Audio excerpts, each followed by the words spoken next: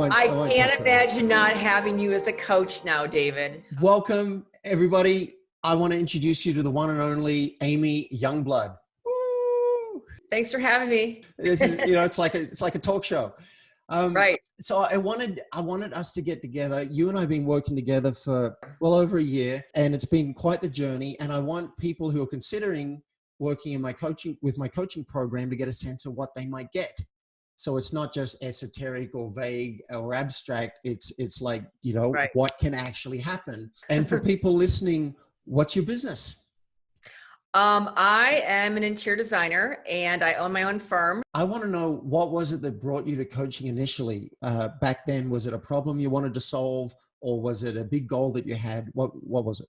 I was having problems with my business in terms of getting and retaining good clients. And I was very frustrated, first of all, just with a lot of negative energy going on with some particular clients, and also just financially was not doing well. And I was just honestly, I was feeling very bad about myself as a person. I mean, when you feel that, when your business is so important to you and it's such a big part of your life, and you own it, and you're not doing well business wise, it seeps over into your whole psyche in terms of your relationships. One thing that really struck me was not just, okay, I'm here to help you make a lot of money, but my whole being as a person. And also one thing that struck me was some of the questions about what kind of legacy do you want to leave? So that was very important to me too, whether it was just financial or as a human being.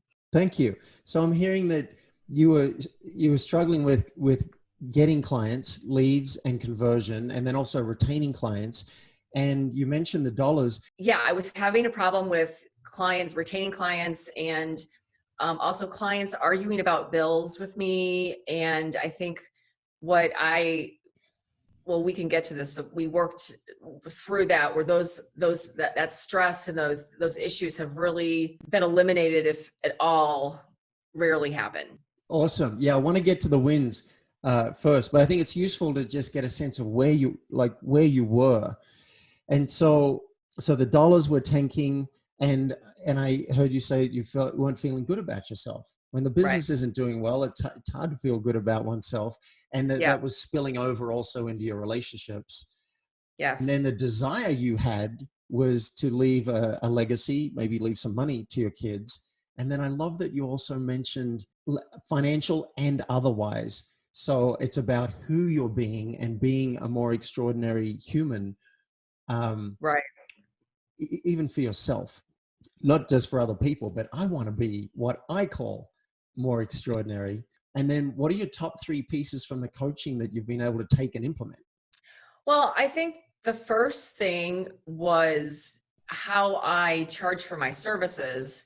And that might sound really small, but it really made a difference in terms of financials and maintaining or accruing clients that were genuinely serious about working with us. I think that is one item, changing my payment structure. Also, you helping me a lot with being more proactive with enrolling people, and my messaging on my website helped a lot in terms of just narrowing down people that are a good fit or not a fit. Thirdly, I think just dealing with just some difficult situations, learning how to show empathy, but also speak my truth in a more effective way.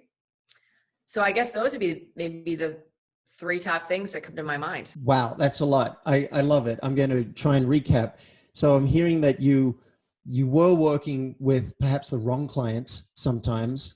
And what we did is improve your packaging and your payment structure so that you get paid. And you're now selecting better people who are the right fit for you. Because otherwise people are wasting your time. They're kind of tire kickers, and it's draining for you. What happened to the revenue? Because I know a lot of listeners, they're like, all right, great, I want to be extraordinary and I want to feel good about myself, but show me the money. We basically doubled our revenue and our profit. Awesome. That's awesome. So it took you about 12 months to double revenue. I'm curious, was there any reason you thought about not working with me or working with a coach in general? Anything that held you back from actually making that decision? I was concerned about the financial investment. I had never used a coach before, and I thought I could kind of figure this out, everything out on my own. I have seen other coaches out there or people that I know that coach that frankly I haven't been that impressed with. And I had a friend who'd referred you, and we had a good conversation. I was very impressed, and that's when I decided to go forward. So I think I heard three things that was a hesitation for you. One is it's money. Yeah. You know, it's money. Am I going to get the financial investment? The next one was maybe I should be able to do this on my own. You know, why can't I do it on my own? And then the third one was, is this guy going to be any good? Because there are a lot of, everyone and their dog is calling themselves a coach these days. And is this guy going to Yeah, be any I good? know. Yeah. And so it seems like those three things were resolved for you. The finances, you got a positive ROI on that. Yep. You could do it on your own. And I want to say that for anybody listening, my clients are not people who need coaching. My clients are people who want coaching. You were doing great. I know you took a hit, but you built that business on your own. So you could do it Right. on your own. It's about coaching being an accelerant from what you could do on your own. And then, is this guy going to be any good? Well, we'll leave that. We'll leave, I won't I can't touch on that. imagine not having you as a coach now, David. How's that? I feel like I'm blushing a little bit, and I feel warmed by that. Last question: You're welcome. who would you recommend me to, and why? Wow.